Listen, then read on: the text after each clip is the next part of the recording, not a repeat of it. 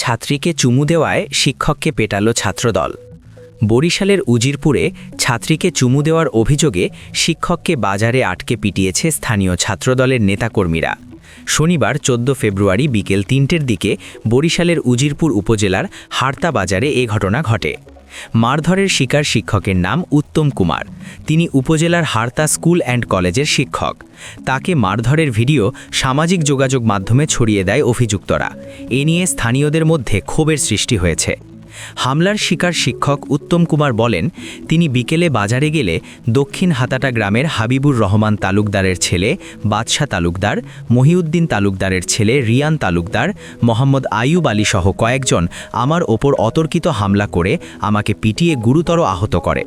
ছাত্রীর সঙ্গে অনৈতিক কর্মের অভিযোগ অস্বীকার করে শিক্ষক উত্তম কুমার বলেন, ওই তরুণী আমার ছাত্রী না। উভয় পরিবারের সম্মতিতে আমাদের বিয়ের কথাবার্তা চলছে। একটি ব্যক্তিগত বিষয়কে কেন্দ্র করে পরিকল্পিতভাবে আমাকে মারধর করা হয়েছে। হারতা ইউনিয়ন স্বেচ্ছাসেবক দলের সদস্য সচিব সিরাজুল ইসলাম ফারাজি বলেন, শিক্ষক উত্তম আমার বন্ধু। গত দুদিন আগে সে আমাকে ফোন করে ডেকে নিয়ে মেয়ে সংক্রান্ত ঝামেলার বিষয়টি জানায়। শনিবার ঘটনার কিছু সময় আগে হারতা বাজারে আমাদের দেখা হয়।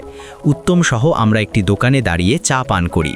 ফারাজি আরও বলেন, উত্তম তার ঝামেলার বিষয়ে স্থানীয় একটি বিএনপি নেতার সাথে দেখা করার কথা বলে চলে যায়। একটু পরেই ডাকচিৎকার শুনে ছুটে গিয়ে দেখি একটি দোকান ঘরে তাকে মারধর করছে ছাত্রদলের কিছু ছোট ভাই।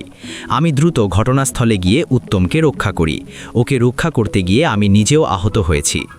উজিরপুর মডেল থানার অফিসার ইনচার্জ মোহাম্মদ রকিবুল ইসলাম বলেন, ভাইরাল ভিডিওটি আমি দেখেছি।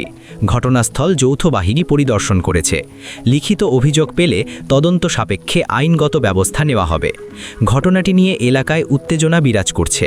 সচেতন মহল নিরপেক্ষ তদন্তের মাধ্যমে প্রকৃত ঘটনা উদ্ঘাটন ও দোষীদের বিরুদ্ধে আইনানুগ ব্যবস্থা গ্রহণের দাবি জানিয়েছেন।